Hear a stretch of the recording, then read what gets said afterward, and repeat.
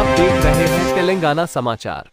ఖమ్మం వరద ప్రభావిత ప్రాంతాల్లో పర్యటించిన మాజీ మంత్రి హరీష్ రావు మరియు బీఆర్ఎస్ పార్టీ ఎమ్మెల్యేలు, నేతల బృందం వరద బాధితులకు ఆహారం, నిత్యవసర వస్తువులను పంపిణీ చేశారు.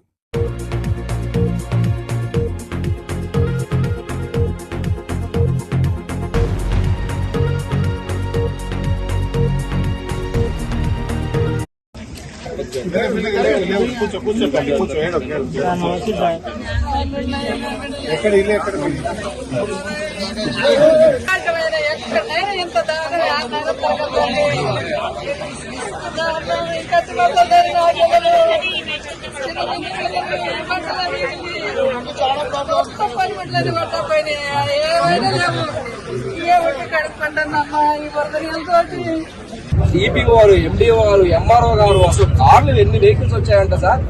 వచ్చి ఆగలవాళ్ళు వచ్చేసి 3 కేజీల బియ్యం 2 కేజీలు వేసారు.